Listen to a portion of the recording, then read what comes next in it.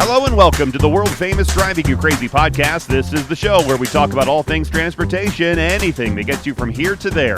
I'm the traffic anchor and the transportation reporter for Denver 7 News, Jason Looper. You can always contact me on any of the contact links in the description of this show. You can always call the listener hotline at 303-832-0217. And, of course, you can rate and repeat, rate the show if you would, and that I would appreciate it.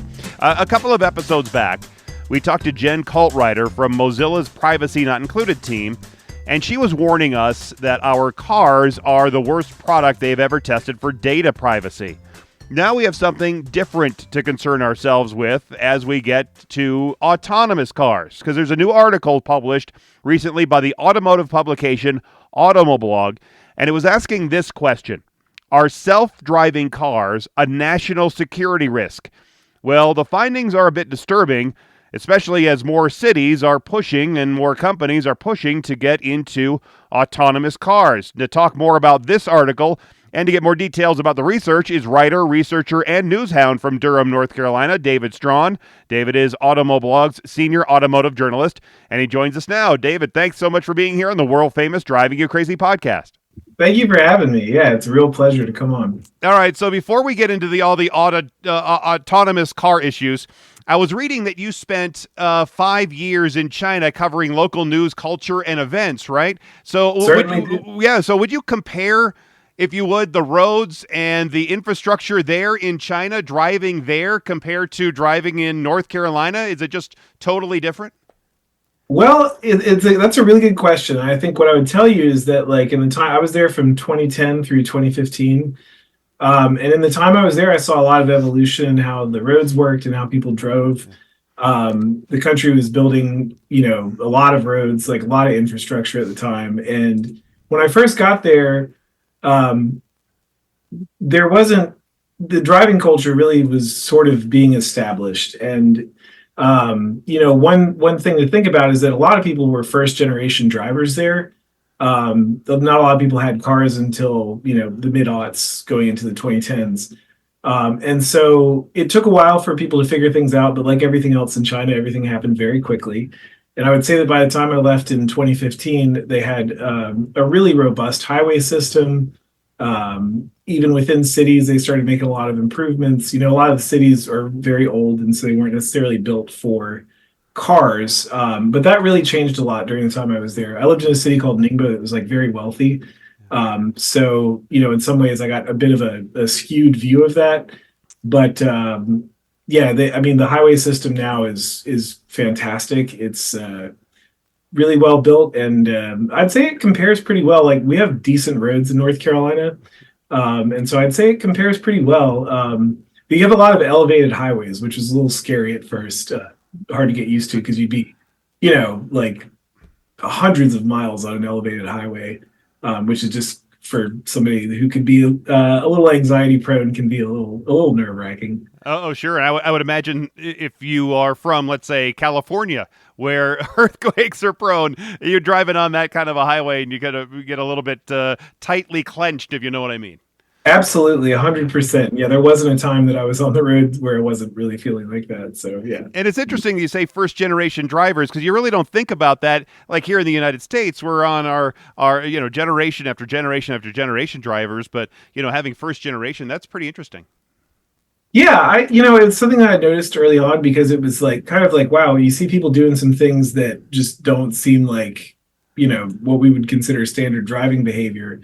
And then I realized, like, well, yeah, like I had my parents taught me how to drive, and their parents taught them how to drive. And probably, even going back that far, they probably had somebody else teaching them how to drive. So by the time I started driving, without revealing my age, it was a long time ago. Yeah. But there was, we'd had 100 years of developing a driving culture and generation after generation of people driving cars. So a lot of the things, you just kind of learn or you pick up because you were in the car when your parents were driving. And so you really saw a lot of people like figuring it out. And that also included, stuff like traffic enforcement and like how road signs were built and stuff like that. So I was there at a really interesting time to watch all that develop, like, and so quickly, because by the time I left, it was like very, very developed, very, very similar to what we have here. Yeah. Did you ever get a chance to do a road trip and see part of the country go from province to province? Absolutely. A couple of them. I went out to for Chinese New Year one year. I went out to central China that was like really kind of an old school communal farm type place, and I had to take I flew to Wuhan, and then I took a train a bus from Wuhan to another city, and then a smaller bus from that city to another town, and then somebody had to come pick me up in a car from from there to take me out there. And there weren't a whole lot of roads out to where we were going. It was more, kind of like dirt tracks. So I did kind of get to see the whole evolution, like as you get away from the East Coast in China. And this is all changed now. It's all very developed now. But as it got less developed, of course, the roads were certainly a part of that as we went further out. Yeah, it's fascinating to see how others drive and how their infrastructure is, and especially how it compares to the United States, because I always contend that people in different parts of the world drive differently than they do here. And when they do, they come to, New York City is a perfect example of this, because you have people from all over the world and they bring their driving styles there. And that's why it's so challenging at times to drive in New York City, because you're mixing the American way of driving with the world way of driving, and they all drive differently. Yeah, absolutely. And I would say like in North Carolina, like I would say it's really opened my eyes to the fact that there are a lot of regional differences in the US as to how you drive. I was taking a friend to the airport the other day, and we were driving on the highway, and like North Carolina, like I'm from here. So traditionally, like when I was growing up in the city that I live in Durham, it was pretty small population, and it's very like you first kind of driving culture. And I was taking a friend of mine from New York to the airport, and he was just kind of like, "What's going on here? What are you doing? Why are you letting that guy in?" I was like, "Well, it's just kind of how you drive here." But then I was realizing, a lot of times there are these, because we have a lot of people who are here from the Northeast and from California, that there are these kind of cultural conflicts that happen on the road here, where it's like, it really is like, some people see it as like, well, they drive bad or we drive good or whatever. But I think sometimes it's just more like, yeah, like I'm going to let you in, but like my friend from New York isn't, and that's just because that's how they drive up there and how we drive down here. And so we're experiencing some traffic issues as a result of that right now. Yeah, I was talking about that with somebody in the newsroom today. They're from Detroit, and they thought that we drive here in Colorado a lot kinder than they do in Detroit, and there's probably some truth to that. Sure. Yeah, my guest is David Straughan. He's Automoblog's senior automotive journalist. Getting back to your article called "Are Self-Driving Cars a National Security Risk?" I have the link, by the way, in the description of the show. Does the security risk come from somebody stealing my information, or from getting into the car somewhere where they can maybe see me, or from somebody hacking into the software and then running the car off a pier with me inside it? Yes. It would be my answer to that. Yeah, there are a lot of vulnerabilities with it. Kind of there is the immediate threat of there's a few things. One is like actually controlling inside the car, which is like anything that's connected to the internet, whether that's your computer or like your dishwasher in some cases, or your thermostat or your car, can be hacked into, kind of regardless of what kind of security measures you have in place. And with the Internet of Things and devices being interconnected, like we've kind of gotten computer and phone internet security down pretty good, but I don't know if the same kind of level of attention has been paid to that with regards to like the Internet of Things. And so, yeah, one of the big risks is that you can hack into a vehicle. There were two cybersecurity researchers in 2015 were able to demonstrate that it was pretty easy. They took over a Jeep Cherokee and were like controlling the AC and stuff like that, and then the radio and things like that. So that is certainly a risk. Another risk, actually, though, is just like you can kind of mess with the environment to reduce a driverless car's ability to recognize the environment. Like it can be as simple as there were some researchers at McAfee that used a piece of tape to change the speed limit sign from 35 miles an hour to 85 miles per hour. And that caused a Tesla to automatically accelerate to very unsafe speeds at that time. And And then, there's just a lot of opportunity when the more things are computer controlled, um, there's just more that can go wrong, and like disrupting one part of a system can easily like lead to all sorts of effects on the other side. But then yes, also the data is the more existential concern. Um, Anytime you're collecting data, there's a risk for that data to get out into the world. And now, like cars now have cameras, microphones all over the place, and especially like self-driving cars, they rely on this technology to help them navigate. So they're just collecting massive amounts of data all the time, and lots of video, photos, stuff like that. And then also you have like stuff like telematics programs, which can kind of be integrated into these systems, and those like monitor driver behavior. They're talking about some technology now that can like watch your eyes and see where your eyes are moving. Right. And so, yeah, like anytime you're collecting that much information, you're really at the risk of that information falling into the hands of somebody who might have kind of nefarious ideas of what to do with that. And this is actually something that like Congress has sort of started to address. They formed a vehicle data access caucus in 2021, and basically they're looking into kind of like data security in vehicles and stuff. So this is like a known issue. But it is certainly a security issue. If someone does take control of the car, could they really run the car like it was we're in Grand Theft Auto, where there's just no way for me to stop it, or there's just no control I have? Even as simple as, like you said, turning the radio or adjusting the temperature controls in there. Is there anything I can do until the car just runs out of fuel or becomes disabled in some way? Yeah, in theory, it kind of depends on how your car is configured. So like, we think of cars of like you step on the brake and it's like a mechanical brake that then like engages the brakes on your car. A lot of times, like modern cars, and especially the more like electrified a car is, they're kind of what's called drive-by-wire. So what that means is like when you push the brake pedal on your car, it's not actually like mechanically controlling the brake. It's sending a signal to the control unit in your car, and that control unit is then engaging the brakes electronically. So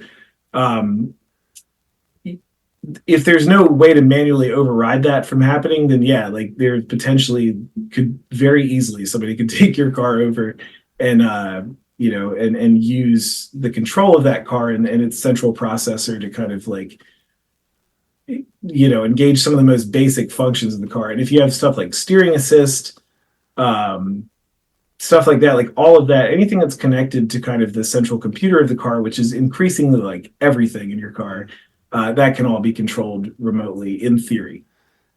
Like you say, as I'm speaking to David Straughan, Automoblog's senior automotive journalist, like you said, these cars are really now just computers on wheels, and they have cameras not only on the outside, but I think on the inside too, as they have to drive around, and they're watching me as it's watching the road at the same time.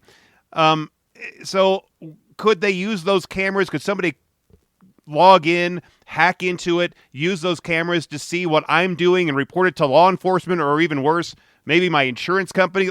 For example, let's say I was out at a bar, I'm drinking, and since the car, I think, is driving itself, right? I'm not driving the car because it's an autonomous car. I get in while I'm pretty well off drunk, or I could be drinking in the car, and maybe somebody gets that and then sends it off to the wrong people.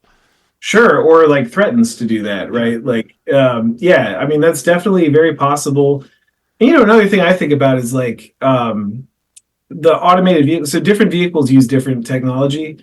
Like Tesla uses a series of cameras, but some other like self-driving cars use LiDAR technology, which is just like basically like a more advanced version of sonar to kind of map the surroundings in like a 3D environment.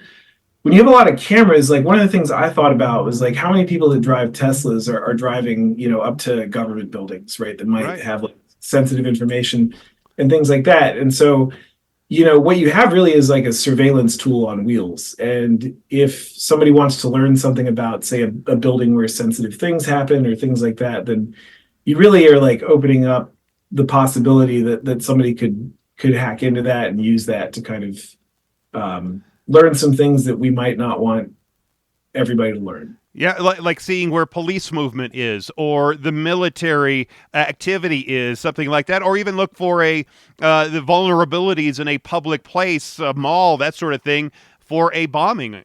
Something as awful as that. Yeah, absolutely. I mean, like the thing is that much in the way that our phones kind of present the same issue, but like most of the time they're in your pocket or like they're in your hand and you're like got it fit the camera facing the floor and stuff like that. This is like you could map out an entire world basically if you were able to access all this data. And so But yeah, Google Maps already kind of did that, but this is a way for somebody maybe who's nowhere near the United States or the place that you want to, collect that information, get maybe real-time data, not months or maybe years data in the past from, let's say, Google or Apple Maps. right, absolutely. Like the possibilities are endless with what somebody could do with all this data. So yeah, there's it is kind of terrifying when you sort of start thinking about all the possibilities of what somebody could do with access to your car, basically. Yeah. My guest is Automoblog's senior automotive journalist, David Straughan. We're talking about autonomous cars and how they could be a huge security risk. Is it all about the software, or can these autonomous vehicles be tricked by, like you said, changing more than just a road sign, changing other parts of the infrastructure, putting up barricades in a way to force them to all go one way, or drive in? Let's say you have a parade, you put barricades up in a certain way, and you have all this autonomous cars, and you force them to go into a crowd. Yeah, I mean, absolutely. Like that is very much a possibility. And I think that's kind of like one of the most direct threats.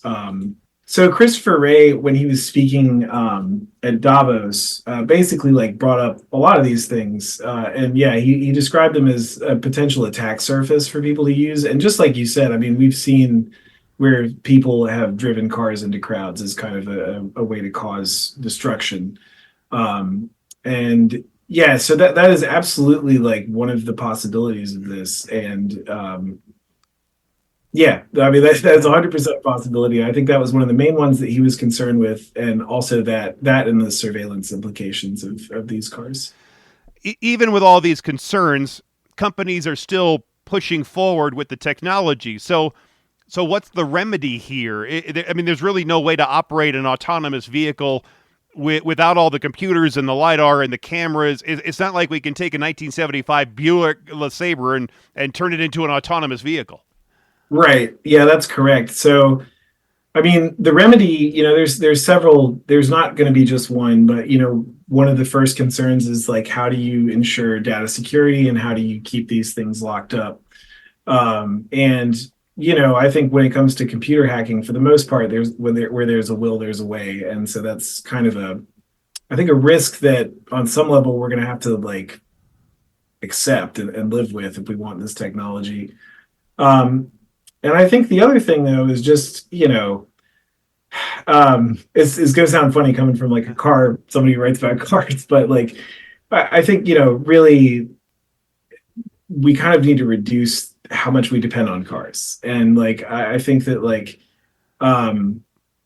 it's just the more cars that we have out on the road, the more opportunities we have for something to go wrong with them. And I think that like this technology is here, companies are going to push forward on it regardless of what the risks are. There's only so much we can regulate with this. This is technology that's coming, and we just kind of have to, I think, try our best to make it safe and try to, keep the data sort of locked up and find ways to encrypt our systems and things like that. But, I think the adjustment is really going to be for us just accepting this is like in the same way that we accept the risk of driving a car in general, whether it's automated or not, is really dangerous. Like it's the most dangerous thing that most people do on a day-to-day basis. Yeah. And for a lot of people, it's the most dangerous thing they're going to do their entire life.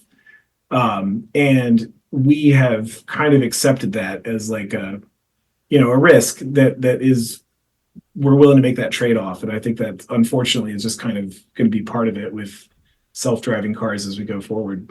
But this is a new car problem. I have a 2013 and a 2014, and the only connection to the internet that one of my cars has is I think it can get some time data from the old 3G network, but now the 3G is going away. It really doesn't work all that well. That, yeah. That and the XM, satellite radio.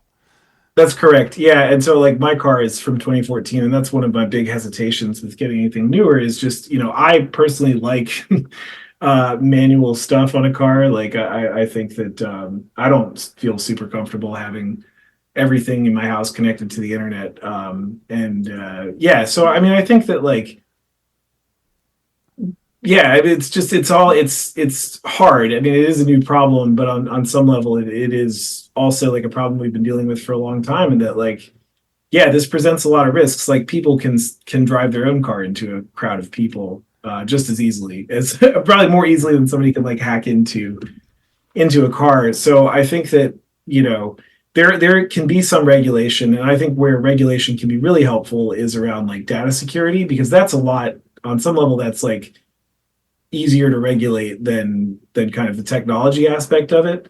And so I think that, there are some things that we can control a little bit better than others. And I think that, I mean, the government has kind of shown a lack of willingness to regulate the actual self-driving car technology, but I'm a little optimistic with the Vehicle Data Access Caucus, and that there may be some regulations coming around, like where this information is stored, how it's stored, what kind of systems companies are allowed to use, because it's kind of the Wild West right now, and that you have like a lot of companies are just kind of using their own sort of proprietary systems.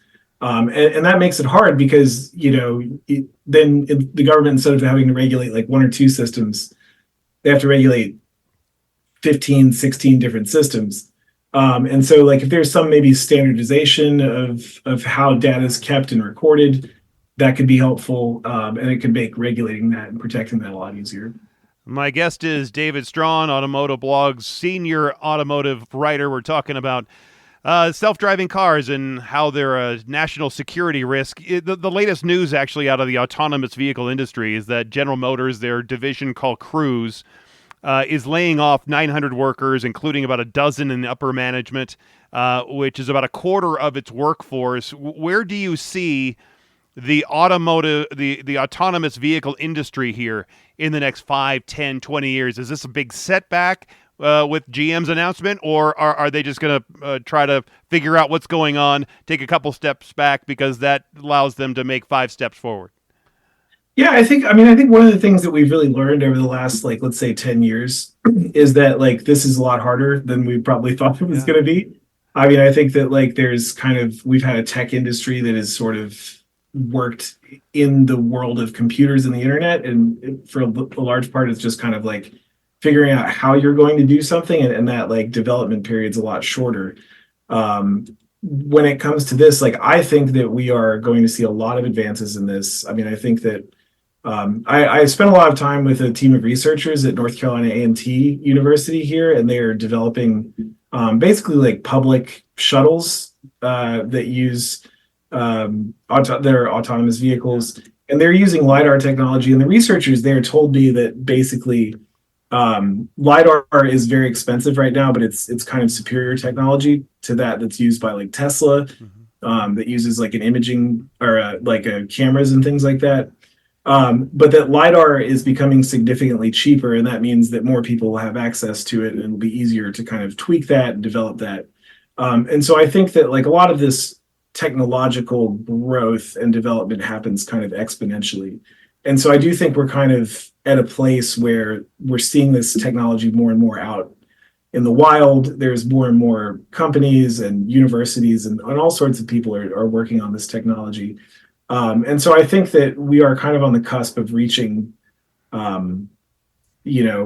now, I think that what they say Tesla is at like level 2 of autonomy. And then level 4 is when you really can call something like a self-driving vehicle. And I do think we're going to get there. 5 years sounds like a reasonable time to put on it, but you never know. I mean, there's a lot of like unknowns with this whole world, because as we are gathering data, we're realizing the things that we've yet to account for. And I think that like we're seeing that with like Tesla, for example, earlier this week had to recall almost every single one of its vehicles, and that recall is like an over-the-air update. But it was all related to what they called full self-driving or autopilot, or auto steering. And I think that like they kind of wanted people to believe that the technology was more advanced than it was, and that's only at level 2 self-driving. So um, I think I think we're on the cusp of seeing some real breakthroughs there, and I do think that we're going to see a lot more of this kind of thing coming soon. I do think that it may look different than we think it's going to look right now, um, just because it looks different now than we thought it was going to look a few years ago. And so I think that maybe we don't quite have a very clear idea of like of what actual fully autonomous vehicles and like them being a significant portion of the vehicles on the road. We don't really know what that's going to look like yet.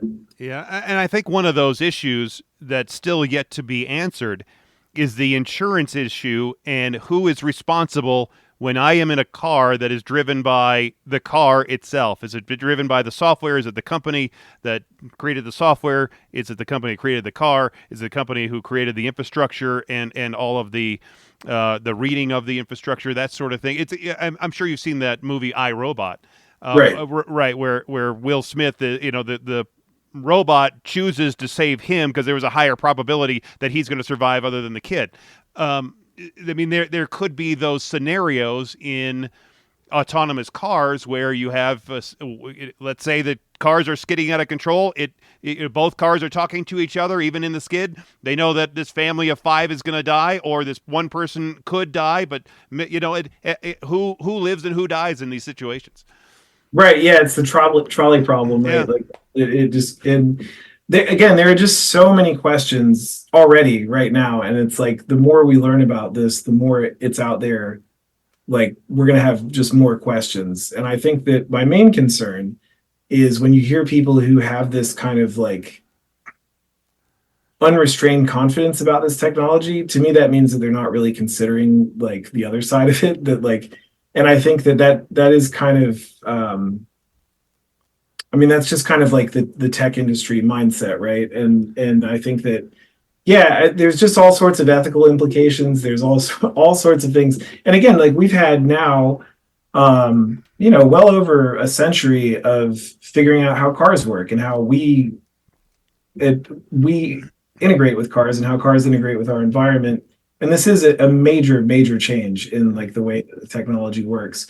And so I think that, humility is going to be our best friend as we move forward here, and understanding that, I would love to hear more concern coming from like the tech side, because to me, that would mean that they're considering the things that can go wrong. And right now it seems to be a lot of like touting all the things that can go right, the promise of the future, and not, like we're going to end up with a lot of problems if we don't sort of exercise caution going forward on this. Yeah, it seems like autonomy could in the future help with the shared spaces idea, where you're sharing with scooters and bikes and pedestrians all in the same space, because right now, as you know, everybody who has a phone totally distracted while they're driving in these cities and are cutting off people on bikes and running them over and not stopping for pedestrians or blowing through red lights and the whole thing. So obviously in spaces like that, maybe in the more densely packed urban areas, it makes more sense to have autonomous cars than in even the suburbs, or obviously outside in the rural areas. There's really almost no need for them out there.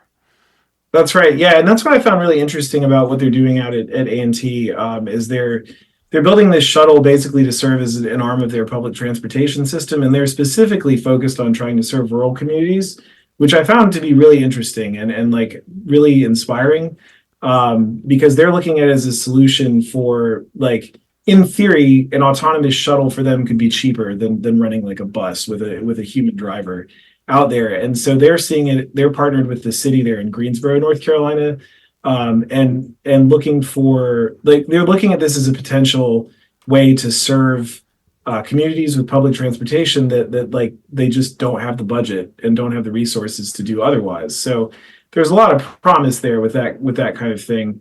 But again, like we're not anywhere near there yet. So. Yeah. My guest is David Straughan. He's the Automoblog senior automotive journalist. We were talking about the national security risk of self-driving autonomous cars.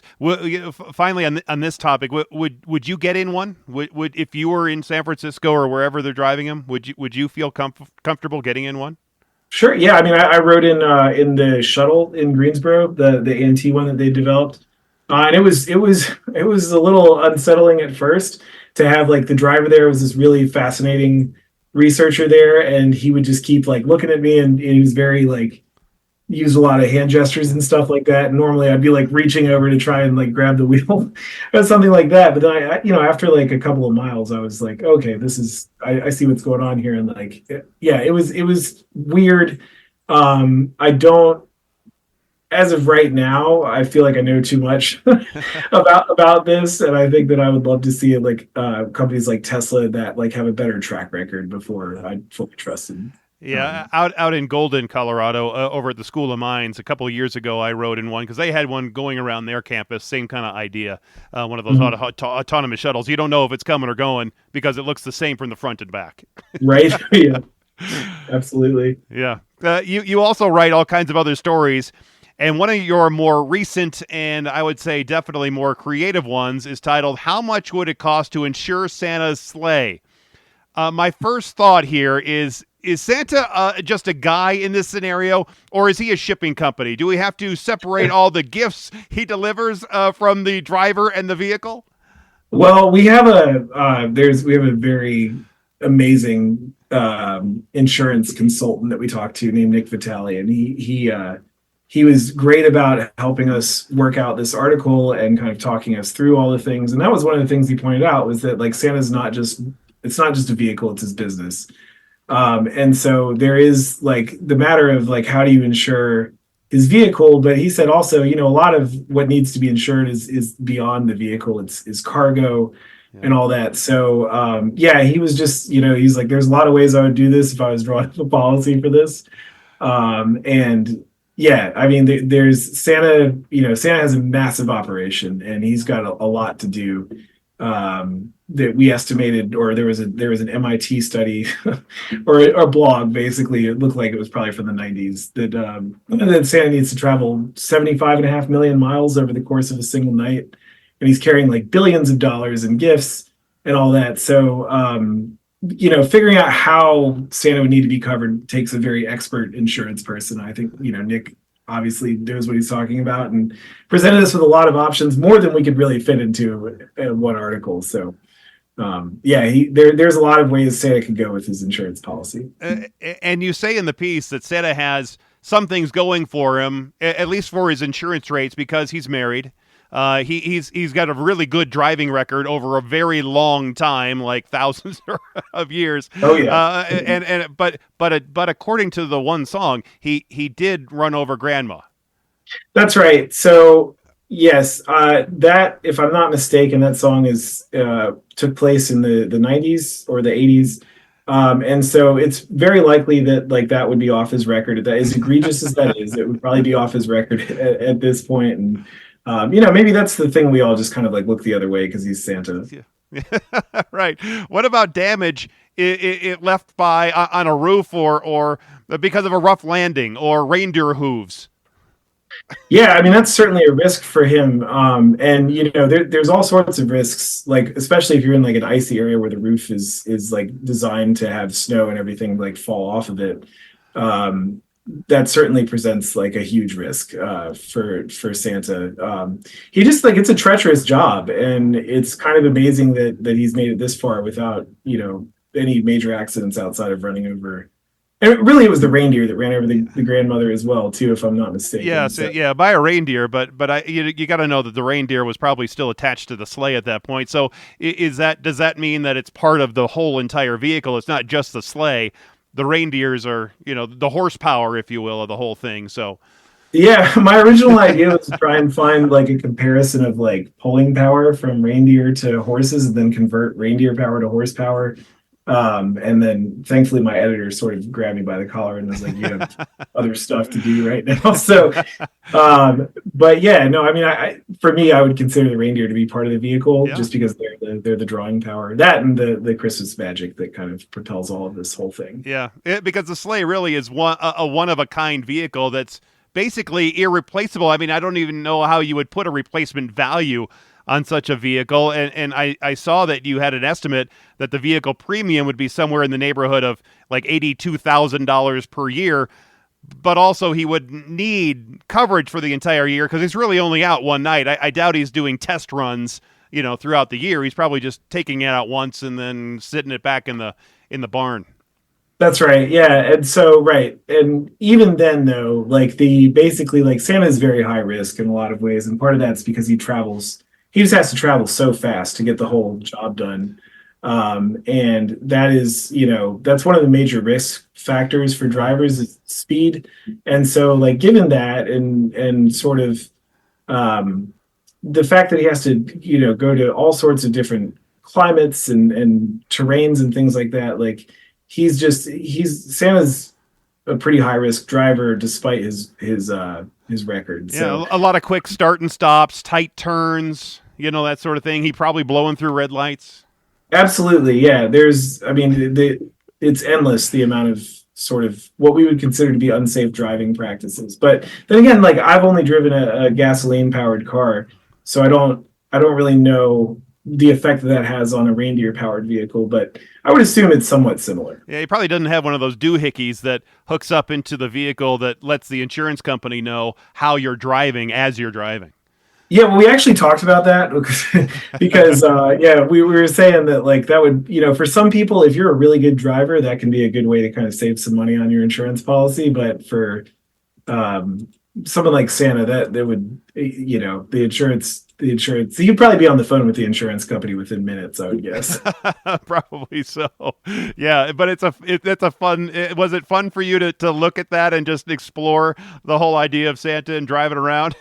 It certainly was, and one of the things we work with Nick a lot, and I told him I was like, the idea for this is we just want to play this as straight as possible. I'm going to treat this the same way that I treat writing about national security risk of self-driving cars.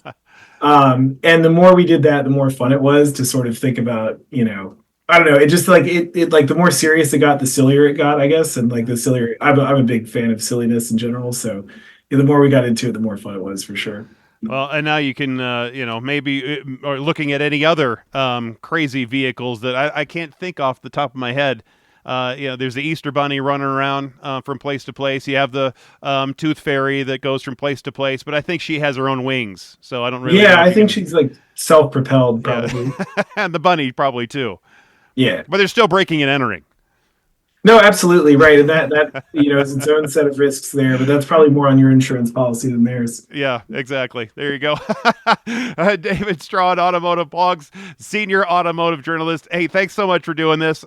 Best of luck, and if somebody wanted to read more of your articles and maybe contact you, how can they do that? Well, I would say start with Automoblog, and that way you can learn how my last name is spelled. I'm right there on the front page, and yeah, check out automoblog.net. We do a lot of this type of the national security stuff. I'm a writer for the Santa articles on Quartz at QZ.com, and then I write for MarketWatch as well. If you're a fan of big issues and deep dives into data and stuff like that, definitely check us out. I would say start with automoblog.net, and then, if you like what you see there, then a quick Google of my name will bring up everything else I've written. Excellent. Well, hey, David, it's been a pleasure. Thanks so much for your expertise. I appreciate it very much, and best of luck on your next article. Oh, thank you so much for having me on. This is a blast. I really appreciate it. I still think we're a long ways off from autonomous cars taking over the world. As advanced as we are, and as far as these vehicles have come, cities are just not ready. That's why they're being put on hold in San Francisco. And it's like I said before, it's a couple of steps back to move several leaps forward. The technology is just not quite ready there. We keep pushing these technologies, before they're really ready and before the market is ready to accept it. Will it be closer in 5 years? Yeah, we'll be closer in 5 years, but I don't think we're going to see the autonomous revolution in 5 years. It may be closer to 20 years. I mean, the technology will move faster than legislation. And we all know how quickly the government moves. There will have to be new rules and new regulations, and liabilities will have to be established before there is any widespread adoption and use of autonomous vehicles on public streets. I think we're going to see them in more limited operations like these shuttles that I was talking about in Golden, that's driving around the Colorado School of Mines campus, or what David was talking about there in Durham, and where you have these shuttles traveling at slow speeds, 25 miles an hour at most, around, let's say, a college campus or a business campus, some kind of defined route within a smaller town. It will take some more time before we're all getting in one of these things and then zipping off to work. And that's just fine. Because there's places, I was thinking about this as one of my favorite hiking spots, maybe 20 minutes away from me, is on a dirt road, hilly, rural, windy road, and that's just never going to have the infrastructure needed with current technology for autonomous cars to drive on. And that's fine with me. I mean, seriously, I think there are some things just better done by humans than machines, and maybe we should keep it that way. I guess I'm just the new kids, I guess, are going to say, to hell with you, old man. Thanks again for being here. Thanks for listening. And until next time, I'm Jason Luber, the traffic guy. Be safe, and as always, happy motoring.